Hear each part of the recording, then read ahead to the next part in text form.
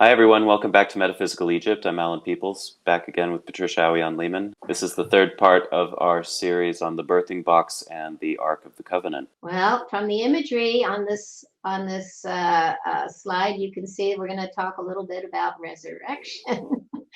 So let's go ahead and get started. Um, what I'm showing here is one of my favorite images from the temple at Kamambo. It's Mm. a temple dedicated to the netters of Sobek, the crocodile. The netter who is associated, Hakim always, you'd say Sobek and Hakim would say digestion.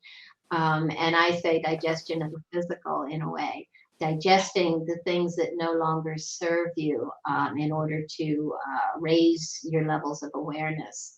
It was a temple dedicated to initiates to go through certain uh, to learn the wisdom and knowledge and go through rituals for transmuting their polarity, for going through and learning how to raise their levels of awareness. So what I find fascinating, and what's interesting is it's also dedicated to Horus, the elder, who has, again, Horus's original name, ancient Egyptian name was Heru, which of course becomes hero. He is Mm. our hero on the hero's journey who does resolve his polarity and is able to digest the physical, that is Osiris, that is labeled Osiris, to become the hero and earn his wings.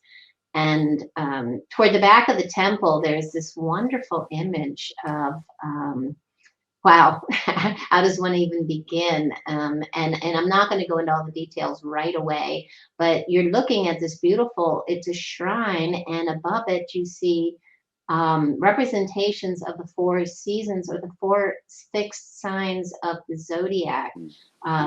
uh, Leo, Taurus, Scorpio, and what's actually unfortunately been etched, sort of damaged, is an image of what would have been Hapi, who represents Aquarius. And of course, it's the hawk of Horus that represents the higher aspect of Scorpio, the lion of Leo, and the bull of Taurus. But I have circled here this wonderful image of this shrine, and it has ears, right? And it's where we get the phrase, the walls have ears, which Mm. I find so interesting. It also has eyes on either side. And again, it's a birthing box of sorts for generation and regeneration, right?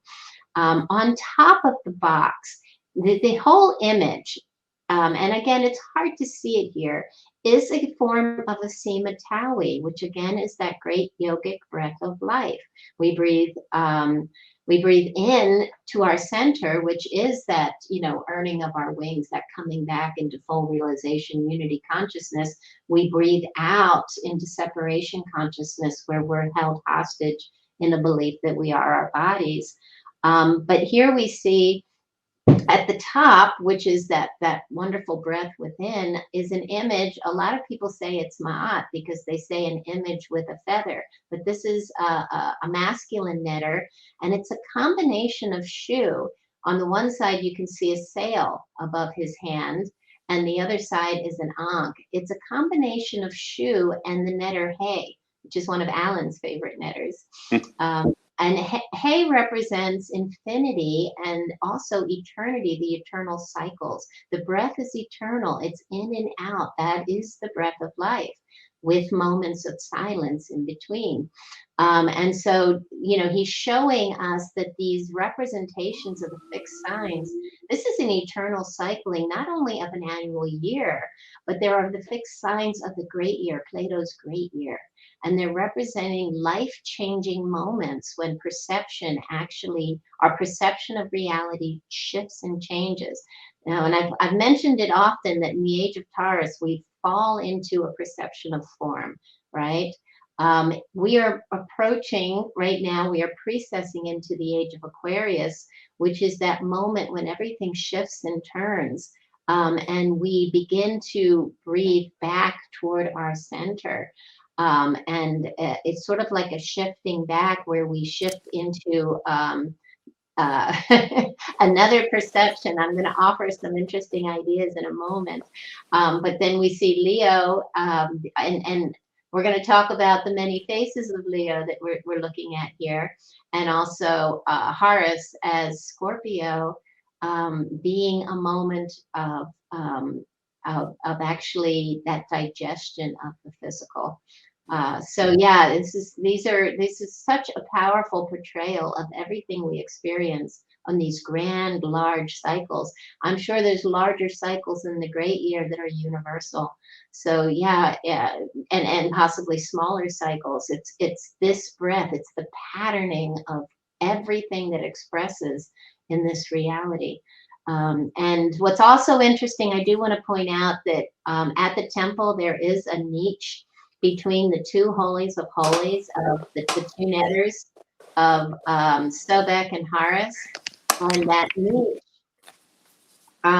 was once sort of connected to this subterranean shaft underneath the floor of the temple where the priests would hide. And it was a place where people, sort of like an oracle, where people would come and ask questions of the gods, right? And underneath, the priest would be hiding, right? And he would be speaking the word of God and answering their questions for them. So It's a lot of people, like a confessional booth. yes, other than it wasn't really God talking to them, it was some priest giving him his answer with his agenda, if you will, hopefully a good one. So yeah, that's actually well known for some of the things that the priests, dynastic priests, and we are going to do a presentation on the Hanut, but at this rate, and how the agendas of the priests change when we fall into this perception of form. But in this moment, I just wanted to point that out, so that gives you another meaning or understanding of the walls have ears. That, you know, there was a priest underneath that was really listening to what was going on, and the voice of God was actually the voice of the priest booming from a resonant chamber, sounding very much like it was divine. But in this lower right-hand corner, I have this quote from Revelation. It says, you know, you could relate this is the throne of God. This imagery, this symbolism, this metaphor is carried on through Christian dogma.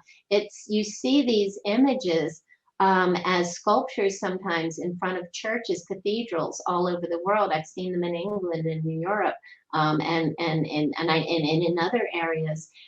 These are hugely important symbolic images representing something that is seriously important, these life-changing moments. And again, you see the feminine in this image, you see the feminine and the masculine, Father and Mother God, joining hands on the throne.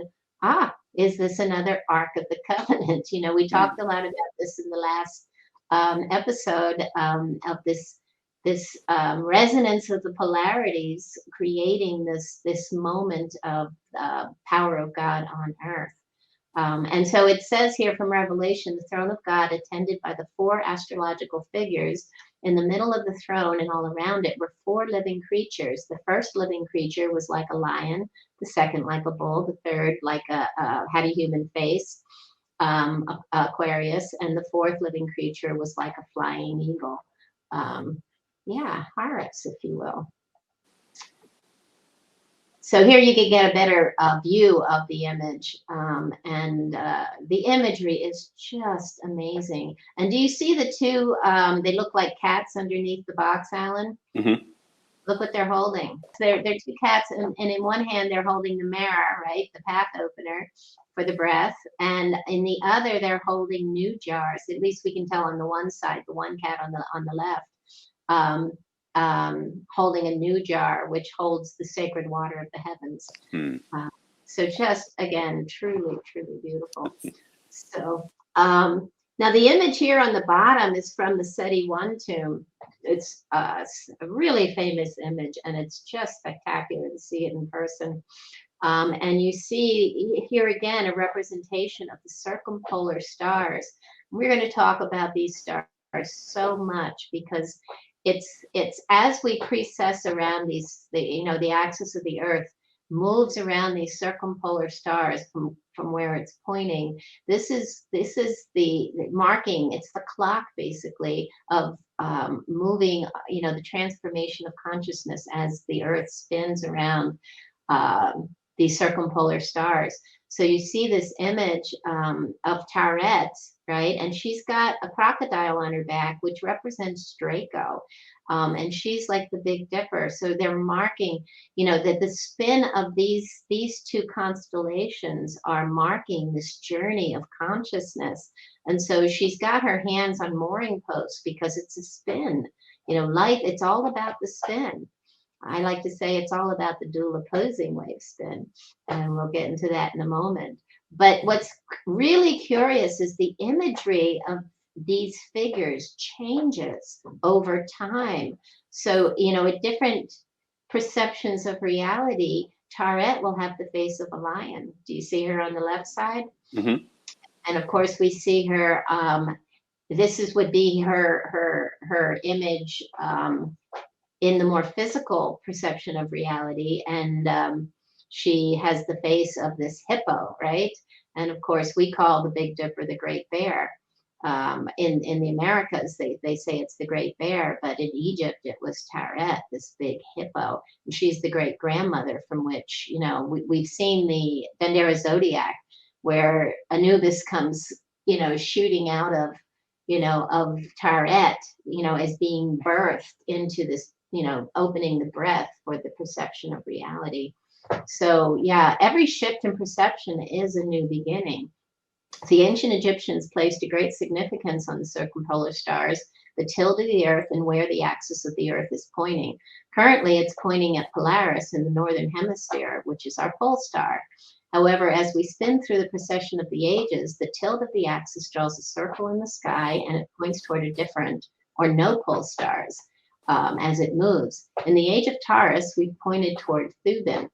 And so when we talk about a lot of the things, that the imagery and the mythologies during that time, it's all speaking about a whole different frame of reference. And that's why, so many people believe when you're talking about some mythologies, it's always the same.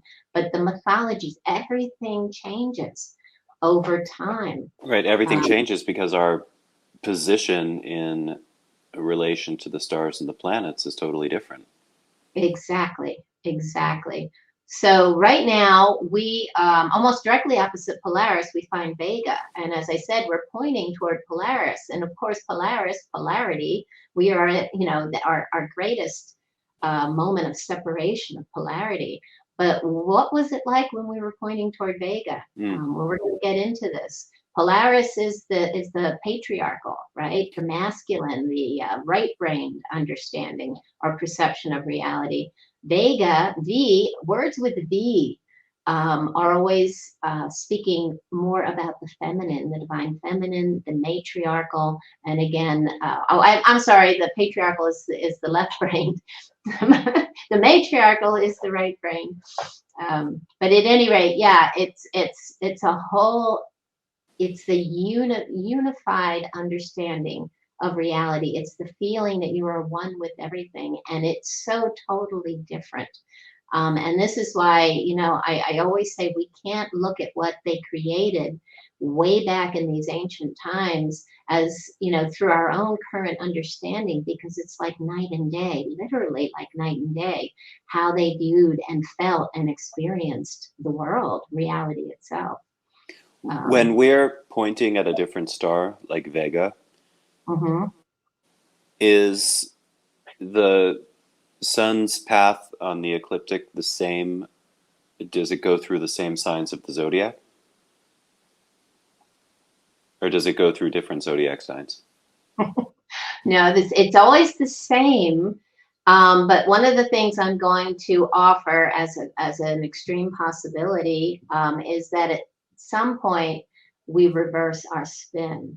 And so we precess the opposite direction through those same 12, 13, if you will. So we can't forget Ophiuchus or Ophiuchus. So many different ways of pronouncing that. As you all know, I'm not great with pronunciation. But at any rate, yes, It's always the same 12, at least as far as history has presented itself to us. I don't think we can ever say it's always always been this way, but yeah, from our understanding, I'm yes, just thinking if the signs were different, then the archetypal energies would be different as well. absolutely. That's so important for everyone to understand. And also, well, I'll continue. As this movement occurs, the angle of the sun hitting any place on Earth changes as well. Hmm. And this is hugely significant. This changes the energetic signature of everything it touches on its path. It also changes the climate. So, I'm going to talk about that at some point. But the different, the different ways the sun hits the earth as it spins, depending on whether we're pointing toward the sun or away from it, changes the climate itself and can be responsible for ice ages and great droughts and, so many different things. But I also want to point out that the Earth's magnetic field will also fluctuate with these changes. Hmm. Huge, huge possibility. And as we know, we've talked about it a lot, the magnetic field of the Earth is disintegrating. It's by 20% in the last 120, 160 years. 20%, 1/5 of its strength has dissipated. And we are getting, so much more radiation from the galaxies, which not only changes, presents challenges for us and for our health. Radiation can cause so many health issues, but it also can, this radiation, we talked about star seeding, but we didn't get into the aspect yet of how the stars and the supernovas and the stellar events and even, the thinning magnetic field, how this extra radiation can be changing, our DNA itself, Hmm. and changing the way we perceive reality. And, these are huge what ifs that need a whole lot more research and attention, in my opinion. And not And just we're us. all, Think about all the extinct animals that we have, yep, fossilized evidence of. yep. Like the dinosaurs, they say the earth didn't have enough oxygen, so they died off. That's one of the reasons or theories, which makes sense. But yes, all these fluctuations change everything. How we look, we have changed. The way we appear has changed. But yeah, this is just such a huge thing. And then we haven't even brought up, and we will do, a series on this, but, this talk about this huge galactic sheet from the center of our galaxy that breathes out every 12,000 years. And when that galactic dust from this sheet hits us, which it's happening now, what does that mean for perception? What does that mean for our physical bodies? What does that mean for how we view reality? What does that mean for the earth, and climate? So big changes ahead. It's not just, spiritual, oh, wow, we're going to go through this metamorphosis, right? And we're going to raise our consciousness. It's happening. There was a time when science and spirituality were married and understood to be one and the same. And, this is how I look at things. I always want to explain, I have these major, wonderful, incredible spiritual experiences, but I want to explain, how can this happen? And I find that there's always a wonderful scientific explanation if you open your minds to what's happening around us in our, in the world, in the heavens, and, in our immediate environment. There's so many things that can be causing this great awakening. And when you know it and you can believe it, you make it real. And the more we make it real, the more we will waltz through it. Peace amongst the chaos, right? When we understand how we can transform and release our attachment to physicality, we can dance through all the great changes ahead. So just a thought, folks. So again, imagery that speaks to how changes, how everything changes through these breaths, through these big cycles. I love this image on the left. I'm not even going to try and pronounce his name. Allan. um, I'll skip it. Anyway, we'll skip it. Yeah, but that image with the lion, and you see the ram or the goat, and then this image on the far right, the whatever that is, I immediately recognized it as Makara. Remember, we saw Makara all over India, Allan, when we were there, and he represents Capricorn, the unicorn. And he is all about this moving from electromagnetism back into form. He also, you'll find him, sucking in form, the digestion of form. But as Capricorn, you can relate him to unicorn, and again, unified seed of consciousness. We're talking about another perception of reality. So, yeah. They understood that our perception of reality changes, and the symbols they used to reflect this in the sky would be altered to mirror the transformation of perception and consciousness itself. As above, so below. Their icons used to represent these stars or constellations would morph into new shapes, anthropomorphic figures to reflect the transitions. Yeah. In the Hippostyle Hall at Dendera, isn't the Capricorn figure represented as like a half goat, half fish? Well, yes, exactly. That's Capricorn. Exactly. That's why I'm pointing out Makara. And Makara represents this great moment in time when everything shifts. And if you remember, I call this the Silver Gate, when we move from our unified state of consciousness we fall back into to form. But again, that's in an upcoming series because it requires a shift and a reversal. So yeah, there's so much coming. But as I keep saying, I have so much material to back up. You're only seeing a very small glimpse of all the material I have in folders that I've been accumulating over the last 14 years. And I pull up, just a handful of images. But like I said, we're going to just keep moving through this and keep adding more and more as we go along, because it just keeps saying the same thing. And it gets to the point where I say it can't be any other way, because I can't, it's never portrayed any other way, but it's just beyond amazing. So yeah, I here's it's a little fuzzy, but a close-up image of the Leo, the lions, right, that we saw at Kamumbo, on the wall at Kamumbo. And I want to point out that the heads, you can see there's like 4 heads facing one direction and 4 heads facing the other direction. I will add here that Herodotus wrote that Egyptian priests had told him that 4 times since Egypt became a kingdom, the sun rose contrary to his wont. Twice he rose where he now sets, and twice he set where he now rises. The Egyptians had a name for the sun when it rose in the west. It was Ra Harakti. And in the concept of the sun rising in the west occurs in both Christian and Muslim literature. There were also accounts of stars reversing the direction of rising, while various texts talk of the north becoming south at a time of chaos. And so this is the theory of the reversing earth from Scientia Press. But, and I'm just teasing you with this now because we are going to go into a lot of detail about this later, this moment of great reversal when the sun, when the earth starts spinning the opposite direction. I'm just offering it as a possibility. It can be a metaphor for us changing or reversing our perception of reality. So, I'm just relating to you the symbolism.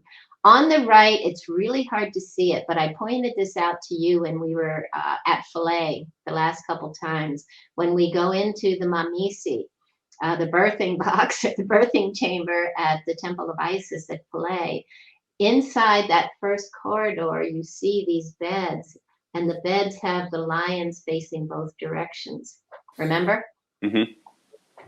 And this is from chapter 17 in the Book of the Dead. After the destruction, the old lion turned around.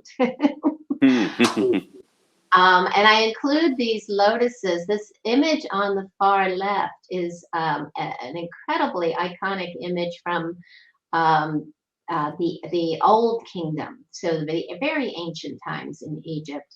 And what's fascinating about the lotus, and we've talked about this, that it's the lotus rises when it comes out of, when it rises every morning out of the water and it raises its stem, it follows the path of the sun. So it's going to follow the path of the sun. It's going to open its petals when the sun rises in the east and then close its petals when it sets in the west. But here we have two open lotuses facing both directions. So is that speaking to something far more powerful? And I believe it is. There is similar imagery, and again, I'll present this in the future, similar styled imagery in India and other places in the world. But in India, it speaks to this same expression that we're talking about. And it also speaks to, I was told by someone who has studied this for quite some time, moments of eclipse, which I find fascinating. So again, when the sun and the moon become one, there is no night and day, right? There is just oneness, unity consciousness, and then everything breathes out again in either direction, in my opinion. Okay, so here is an incredible image of the churning of the milk ocean, which we've seen, well, we saw it at Cambodia, beautiful, at Angkor Wat, but it's imagery that's seen, like, it's Hindu, it's everywhere in the Far East, and it's beautiful because we're looking again at that mound of creation in a way. But the story, you see the masculine, these are the demons on the right side, right? And you've got the divas on the left side. Also reminds you of the right and the left brain, right? Mm-hmm, But at any rate, and the Suki is the sacred serpent that is used as the churning rope. And this is like, in a way, it's the churning of the milk, which is the primordial waters of creation, right? This milky ocean. And they're churning the milk to make butter, physicality, right? So they're churning it. And the way that the butter churns in ancient India, they weren't typical like they are today. They actually, you would wrap a piece of linen or rope around the center staff, right? And you would pull one direction and then you'd pull the other direction.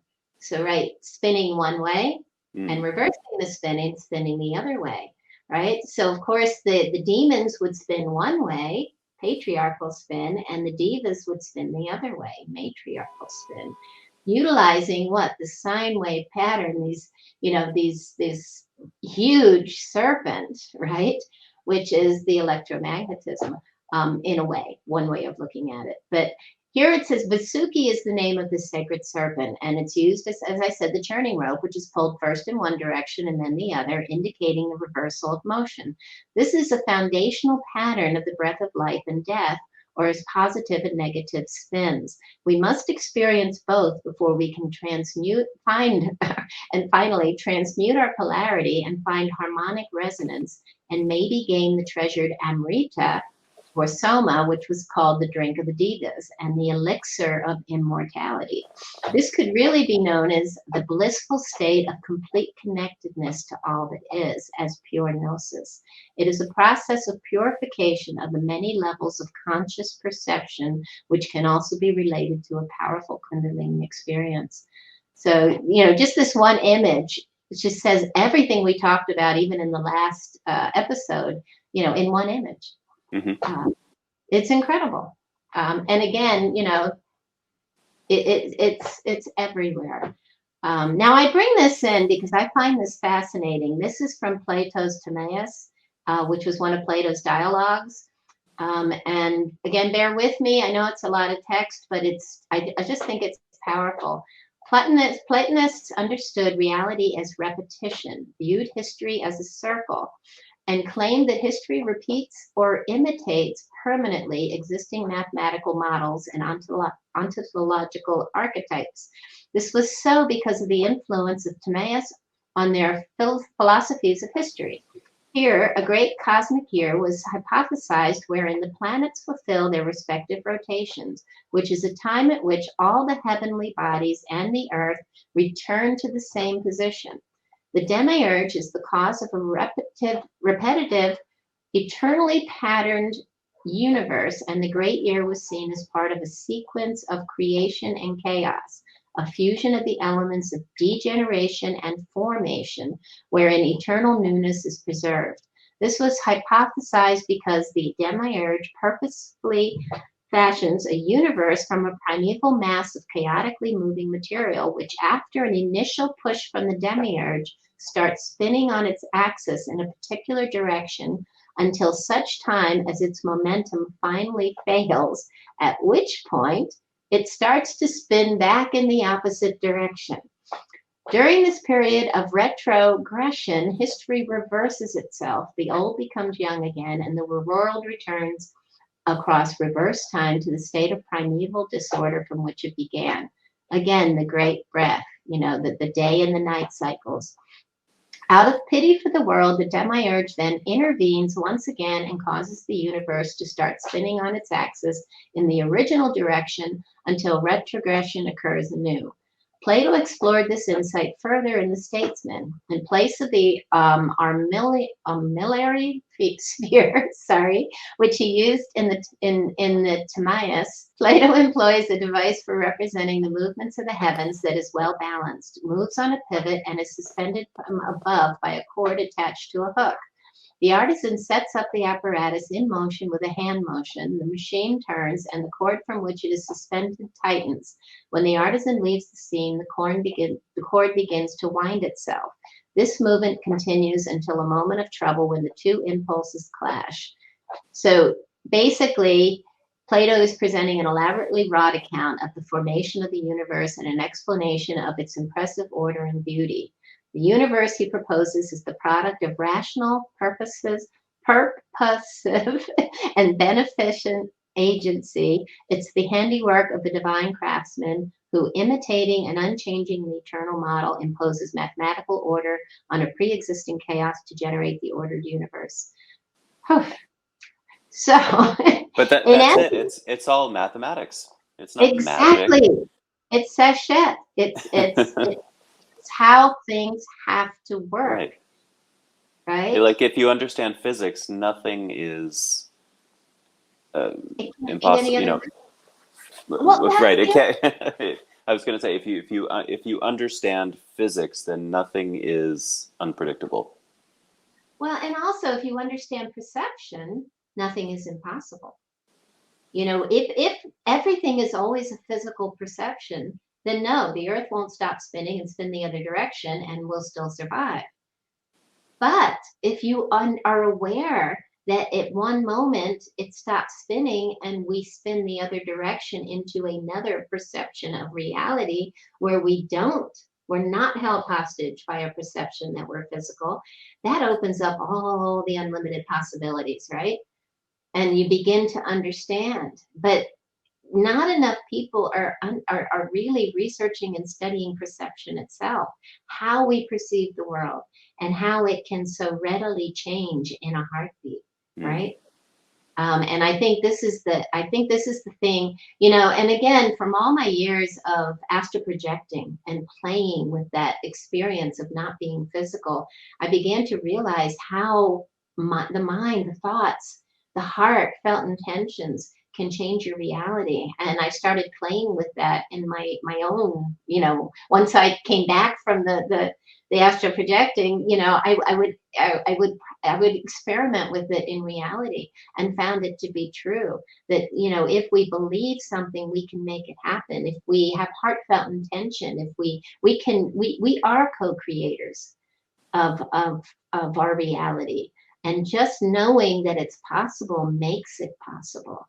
And these are the things Hakeem talked about. There is nothing new under the sun. There's nothing that, that hasn't been imagined that isn't true.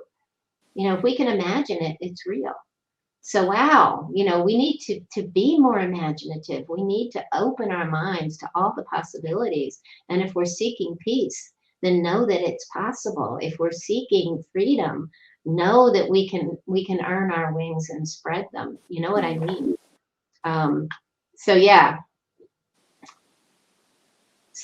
he goes on to say, that here an inborn urge takes control of the world again and causes it to revolve in the opposite direction, right? So, Can I ask you a question about this? What is the demiurge? the demiurge is like the great architect. It's that originating that, people want to say there's one God who created everything. Everybody has a different idea or perception of what that is, that higher power that, everything breathes into and then emerges from. It's that heart at the center of all that is. That's the demiurge. Because if I Um, remember from the Nag Hammadi texts, the Gnostic Gospels talk about the demiurge and the archons, but as a negative force, as an evil force. well, and unfortunately, because of religion and different perceptions, a lot of people perceive. See, it all goes back to a tool is just a tool, right? The creator is just a creator. It's our perception that places a negative or positive on it, Hmm. and it's our desire to transmute that negative or positive into that unity consciousness of all. All is good, all is God, right? So they say everything is the forces of nature, and they forces of nature are not good or bad. It's how we utilize them. It's how we actually that's how we utilize them. I can't think of another way to say it, Right. right? An axe, right? An axe can chop somebody's leg off. Well, Ouch, which is right? which is a choice you always make between creation and destruction. Exactly. Right. So the demiurge, yes, he destroys. And we see that with the killing of the beast scenes. And we're going to talk about that. When Horus kills the beast, he's stopping the breath. When Ra chops the head off the serpent, he's stopping the breath. But that can be a pattern of destruction, like moving into separation consciousness and polarity and killing each other, right? Hmm. So if that pattern is destroyed, that is a destructive force of nature from the demiurge. But is it not a gift, because the phoenix, the Bennu bird, rises out of the destruction to create a new perception of reality that is, it is the other side. It's the day cycle. It's the peace. It's unity consciousness. So it brings with it wonderful gifts and treasures. So, you be the judge. Feels bad if you're on the destructive side, the destruction side, but nothing ever really dies, right? There is no death. So in the end, destruction can be a positive thing, right? Well, it's all digestion. It's Sobek. Yes, you got it. It's digestion. Yep, for sure. Oh my. Well, you can't, and the thing is, I'm not even introducing everything I have on this, but this comes from Senmet's tomb. And these are really popular illustrations of the heavens and the stars. Senmet was amazing. He was the vizier of Hatshepsut, and incredibly knowledgeable a man. They also say he was her lover. But we're here to talk about the two ceiling panels of his tomb. And he shows these very interesting with a retrograde stellar array, and also with a prograde array. So he's showing both, fitting a sky that had inverted, right? So, everybody scratches their head and thinks maybe he made a mistake, but maybe he didn't, right? So, Velikovsky, a lot of you might be familiar with him, who wrote the book Worlds in Collision, which includes so much fascinating information. I can't say I agree wholeheartedly with everything, but I do find so much of it to be interesting. But in the annals of Egyptian funerary artifacts, Senmut's tomb has received inordinate attention, focused primarily on the direction and sequence of two figures, Sophis Sirius and Orion. And these figures appear to have been presented on the ceiling so that Orion appears west of Sirius instead of east. The orientating of the southern panel is such that a person in the tomb looking at it has to lift his head and face north, not south. With the reversed orientation of the south panel, Orion, the most conspicuous constellation of the southern sky, appeared to be moving eastward in the wrong direction. So Senmut including this to hide something profound in plain sight. Well, it's not really in plain sight, and the tomb is closed to the public today. But it's it was never meant to be seen by a living person again. Well, but he was putting it on paper, if you will. You know, the halls of what do we call them? The halls of it's the halls of records everybody's looking for are they're everywhere in Egypt. You know, in all the temples and pyramids encoding all that information within them. Just incredible. So the northern hemisphere is painted on the southern ceiling panel and the southern hemisphere on the northern panel. What seems to be artistic license is not consistent with the correct eastern and western alignment of the walls. By reversing the ceiling panels, Senmut seems to be simply saying the northern and southern hemispheres were reversed during a polar flip. Now that's from Velikovsky. Hey, just putting it out there. According to Brian Peller, the orientation of the Tara image is confused more frequently than realized, but that the correct orientation is facing right to the east. According to him, of course, the imagery of Senmut's ceiling in which Tarat faces left or west reinforces the reverse direction of Orion. So again, you know, why did Senmut do that? I think he was, you know, trying to tell us something. So again, here we are with this throne or the seat of Gnosis. You know, again, back to these symbols, all of these symbols represent the four faces of the four living creatures before the throne of God. So again, what was the throne of God but the Ark of the Covenant? And in Genesis, it actually says, in Genesis 32:30, it says, I saw God face to face and called the place Peniel. So when we take this whole concept within, it's happening within us. So the expression without is just a patterning to remind us of what's happening within. Wow. It just gets more and more interesting, doesn't it? So so that's why they say the pineal gland is the seat of consciousness, the seat of God. God on earth. When you connect to that. When I got back from Egypt, when I was living in Albuquerque, I was staying at a hotel in New York. When I got to the airport, I didn't want to just travel straight through to Albuquerque. And that night, I had a really powerful astral experience where all of a sudden I was basically in the wormhole of my pineal gland, and it was telling me, you know, it's like Horus presented him. It was just so fascinating to have that, you know, whatever, you know, dream imagery, astral experience. You know, we could talk for hours about what astral projection really is, but it was just incredible, and it did drive me to do more research about it. And it is the portal. It is the portal of Horus. It's where Horus spreads his wings, and it's truly profound. And in the Bible, again, the same knowing is encoded, and these four representations of the fixed signs of the zodiac are actually illustrated as Matthew, Mark, Luke, and John. So wow, you know, so then you start reading Revelation in an entirely different way, and begin to understand it. And again, as I said, this imagery is everywhere. Yeah. Well, it's a giant clock in the sky. Yep. Portal between heaven and earth. The four faces of God, the stages of consciousness. During higher states of consciousness, we are lions. When we begin to fall, we are scorpions or serpents. When we enter the night or winter stage, Below the horizon, we become bulls. And when we hit the nadir, we become the masters of the mysteries of water as water bearers or containers of potentiality.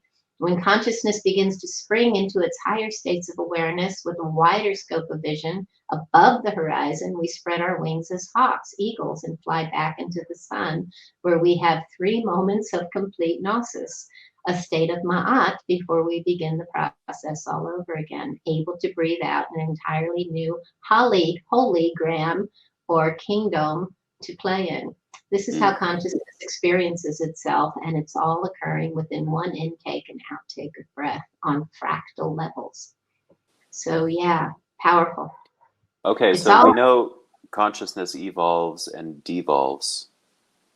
So the evolved human consciousness so far has not managed to find a way to escape the devolution of human consciousness. well, not when we're born into this reality. It's not to say there isn't an aspect of us living in another perception of reality that's not like this. In other words, this is where our attention is in this moment. I think I'm Patricia living a physical, living a physical experience. I'm a spiritual being in a physical body, having this experience in this now moment. But I'm also existing, I believe, on several different planes of consciousness. Um, so this is again what some of the great adepts would say is consciousness experiencing itself as aspects of itself, right? That's what life is. Mm. Otherwise, complete silence. And we want Consciousness to be alive. experiencing itself subjectively. Mm. Yes, exactly. I'm trying to figure out if the ancient Egyptians and all other ancient people had this knowledge. Was the purpose of having this knowledge to overcome the coming ignorance, the devolution in consciousness, or did they know that it was going to happen? It's inescapable, and by putting it in stone and building these monuments, they left it for a future time to figure it out again. Well, I would say that we were the ones who built the monuments and left the symbolism because we knew that we would be born again into the perception as it was falling. Mm. And as clues for us when we began to wake up again, which is right now. This is the moment in time that suddenly, we're moving into Aquarius, the masters of the mysteries of water, waveform, right? What was it Tesla said? Everything is, if you understand frequency, you understand everything in the universe. It's not quite what he said, but you get the gist. That's what it's all about. We are right now beginning to feel the currents again, and I believe we'll begin to master them and understand them, and we'll know how to breathe. You can change your reality in any one great yogic breath. We don't have to wait till we enter, the age of Aquarius or flip or reverse. If we understand the pattern, we can reverse our perception now. Well, that's what I'm asking. Did the ancient Yes, Egyptians fail? I don't think they failed because they were able to master incredible things. We don't build pyramids today, and I think it's because we can't. No, but am Um, I saying the reason why we can't build them today is it because the ancient Egyptians failed to preserve this knowledge for us now, or is it the case that they could never have succeeded in overcoming the devolution in consciousness? Well, it is an eternal cycle. Right. And they do continue to do this, but I don't think all of us choose to remain in any way. It gets super complicated because, like I said, I can exist on several different levels. And Mm. maybe one aspect of the real, all that is me, decided to express here to learn something, it's sort of like having all these choices. What class do you want to take? That's a possibility. It's one that I believe is possible. I was talking about astral projecting when I was younger in my teens. I used to astral project to classrooms, and was incredible. But if I could remember everything I learned, it would have been more incredible. But so yeah, it's really you wonder, are some of the megaliths that they built here to stabilize the currents of the earth? Were they Oh, doing something to to make this perception of physicality possible? in that And I don't way, it was a success, if you But think about it from that exactly, perspective. and again, we're putting positive or negative on something that just is. Well, You they know, put all of their resources and all of their time and all of their energy into building these temples and monuments when they could have been doing other things. They must have done it for a reason. well, my feeling is, the monuments, the early structure, the megalithic ones, I think they did them, and they did them as huge megalithic structures because they could. When we fall into form is when we really get into the mythologies and the symbolism. And I think that becomes something to hide the truth, maybe not so much to, you know what I mean? It was a Hmm. carrying out of truth in secret for the most part.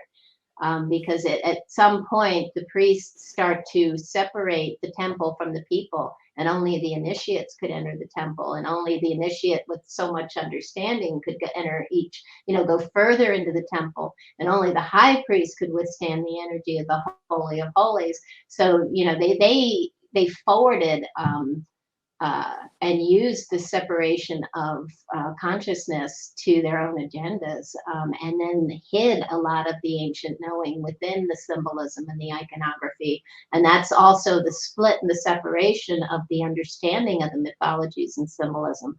7 different levels depending on the chakras. What level are you looking at or understanding? Face value being your root chakra. So Hmm. you're only going to see, people read the Bible and believe, every word is true. But, at a different level of understanding, some people begin to see some hugely symbolic significance within, the stories told in the Bible. And the same thing with the ancient mythologies worldwide. There's several different layers and levels of understanding all of them. Um, and that is all by design. It can't be any other way. And I think as we evolve, it's up to us. We're challenged to actually raise our levels of consciousness, to awaken our senses, to see the higher levels of understanding. And I think that's all part of the learning experience of even being here. Hmm. You know, I just love researching and studying this and having those aha moments where I'm just like, oh my God, it was right in front of me all this time, right? I love being here and born at this time on Earth. Um, yes, it's painful. Yes, it comes with a lot of misery at times. That's the sine wave. But, there is an experience here that I think we all line up to have. But anyway, let's go on. I also want to Okay. point out the lower left-hand corner here, we have the wheels, the Ezekiel's wheels from his vision, which also represent, again, these 4 fixed signs, powerful moments in perception of reality. So it just shows up in so many different places. And here's another wonderful, wonderful understanding, and this comes from Manly P. Hall, and it's under the lion's paw. And from Manly P. Hall, he says the lion's paw in the pyramid mysteries is the visible connection between the constellation Leo and the return of the sun to his place of power and glory at the summit of the royal arch of heaven, was the principal reason why that constellation was held in such high esteem and reverence by the ancients. The astrologers distinguished Leo as the sole house of the sun, and taught that the world was created when the sun was in that sign. When the Aquarian age is thoroughly established, which we're in now, the sun will be in Leo. Then indeed will the secret religions of the world include once more the raising to initiation by the grip of a lion's paw. So this is something that you and I are going to go into great detail. I know I keep saying that, about this moment being the flipping point, and Aquarius Leo being the golden gate or the portal that changes everything and moves us into the day cycle, coming forth by day, as we resurrect from this belief that we are physical bodies. And this image on the right is so cool. It's from the book, and it's the lion's paw in the Pyramid Mysteries. And you see the lion is extending his paw to this person who is being resurrected from the birthing box, or the rebirthing box, if you will. And she's holding an ankh. He or she, I'm sorry, it's probably, it looks like a man.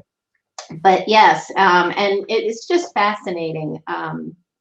Because again, this imagery with the lions and the birthing box and the rebirthing box, it's everywhere. And here I have again one of those Chinese lions with his hand or paw, if you will, on the flower of life. Birth and rebirth.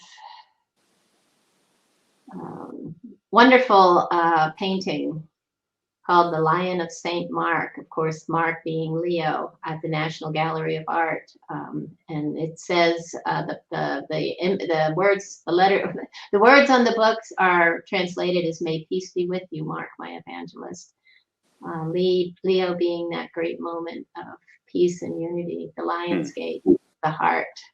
And again, here's in the tarot deck, Judgment Day. And everybody, you know, you see him. This is Gabriel probably playing the horn, or yeah, looks like a horn. And the sound related to this rebirthing process, just like, you know, with Hathor being a representative of sound, and everybody's coming out of their boxes. This is being released from our enfleshment in the physical, right? The box representing the physical.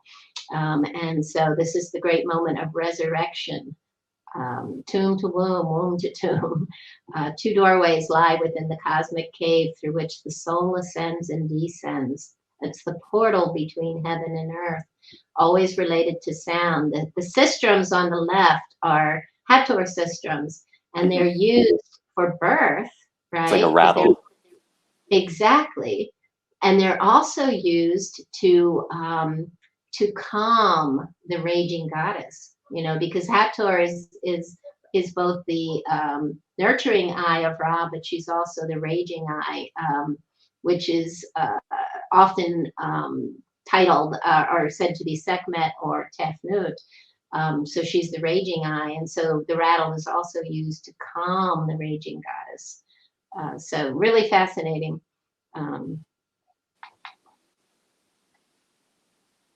And here's two great images of a lion's gate. And the one on the left was taken by Yosef at the Temple of Edfu, and it's just beautiful. You see again the lion walking over the center gate. This would be the front of a temple. And also on the right, we see this is the great lion's gate at in Greece at is it Mycenae or Mycenae? Again, I always pronounce things wrong. Sorry, guys. That's why we have Allan. Well, not the only reason. But what's interesting is you have this erect pillar between the two of them, that when the lions come together, they are coming back together in unity consciousness. It's that moment of peace. Right, it reminds me of the Horus on the lotus pillar that we saw before. Exactly. Again, always the same imagery. This is a great image. You see Horus, he's the winged Horus. He's wearing the double crown. This is from a Nubian temple in the south. And he's killing, you see the lion with him? And oftentimes we see him riding the serpent or with the serpent. He's always in a state of moving. He's the Hor. It's the power of God always moving. But here he's killing the beast. He's killing the serpent, the pattern, what I talked about earlier in this episode. He's cutting the pattern that no longer serves. so that we can have freedom. And the pattern, if you look at that serpent, it is a sine wave. It's the polarity. So when he kills, transmutes the polarity, that's when you can rise, right, into the higher states of awareness. And this is the same idea with Ra as a cat, and he's cutting the head off the serpent, as I mentioned before, the sine wave pattern that no longer serves, so that we can have that moment of silence, right? No sine wave, no frequency, no color, no breath. And then again, we are reborn into a new perception of reality, hopefully a much better one.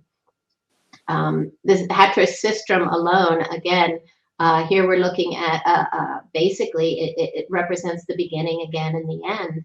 If you look at Hathor's hair in the sistrum, again, as Allan pointed out, a ceremonial rattle or sound relating to the frequency of life itself, you will see that it is the omega symbol, it is the womb, and the dome that is our sky. It is the Milky Way, right? The cosmic cow.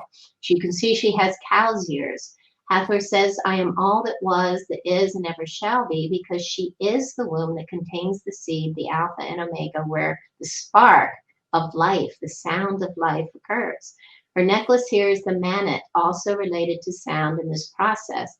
She is associated with sound and resonance. She gives birth to the physical expression that is our current reality, and she shows us the way to return to balance. And again, the rattle can calm the raging goddess to bring her into harmonic resonance and that moment of silence before the rebirth. I love this. Again, I mentioned this earlier, the Egyptian Book of the Dead really meant of coming forth by day, that moment when we digest the physical. And I'm always intrigued by the Tibetan Book of the Dead, which is also, it's a guide read by a Buddha monk to read, to help direct the soul through its transition towards rebirth or liberation. But I love that it's read to the living when someone close to them dies. So it's a reminder constantly of these patterns, that of what this is all about. You know, how we can come to these states of complete freedom from this perception that isolates us. And again, this comes from the coffin texts. You are Horus in the egg. Rise up. You see that the Neteru and your arms stretch out to the horizon. I am risen as a great falcon who comes forth from his egg. Again, the egg being the sarcophagus, right? And here you see this imagery again. This is biblical imagery with Christ, you know, being resurrected from the birthing box with the two Marys, or the two angels here in this case, like the Isis and Nebhet, right? Right. On each side, just as you see it in the imagery of Osiris. And of course, on the right, you're seeing Horus spreading his wings. He's earned his wings, and he is regenerating or rebirthing from the birthing box. Amazing. And this image is in Abydos. It's a small little image as you're going out to see the Osirian outside behind the temple of Seti I at Abydos. And everybody always wonders, this is one of the rare images where you see a human being with wings, with his arms stretched out. And this symbol underneath him represents sort of like completedness, or, you know, completion. But if you look closely at the box above his head, it almost looks like an image for Nut and another image for Nut, like the Nut above and the Nut below coming together as one. So it's sort of, in my opinion, I'm looking at when earth and sky come together again, we earn our wings. I've heard it said that this could be an image of the Shemsu Hor, which are the followers of Horus, basically those that are born or regenerated following this great moment of gnosis. So this is a great quote from Rudolf Steiner. These worlds are not separate regions, spatially divided from one another so that it would be necessary to move in space in order to pass from one to the other. The higher worlds completely interpenetrate the lower worlds, which are fashioned and sustained by their activities. What divides them is that each world has a more limited and controlled level of consciousness than the world above it. The lower consciousness is unable to experience the life of the higher worlds and is even unaware of their existence, although it is interpenetrated by them. But if the beings of a lower world can raise their consciousness to a higher level, then that higher world becomes manifest to them, and they can be said to have passed to a higher world, although they have not moved in space. So this sort of speaks to what you and I were just talking about, is heaven and earth exist in one space, right? And we can move between those spaces when we open our levels of conscious perception, awareness, awaken our senses, and we realize that we are connected to the heaven, to the earth, to everything that exists in every given now moment. We just forgot because we have fallen into a perception that, oh, I'm just my body and nothing else. I'm Patricia. But, as I always say, I'm so much more than Patricia. I just wish I could, see all those other expressions, right? All those other possibilities. But just knowing that they're there is the first step. So, wow. What do you think? Every time we get to this end slide, I'm a little disappointed. I have to say. Oh, you want to keep going? Okay. I know. I know what you mean. Because there is so much more to come, and I just want to get to the meat. And I know every morsel of this is so much fun, but I know what's coming. So, yeah, it's great stuff. Well, thanks, Patricia. Thanks, everybody, for joining us. Once again, our website is horusrising.com, and we will be back again with another episode very soon. Please like, share, and subscribe. Thanks, Patricia. Thank you, Allan.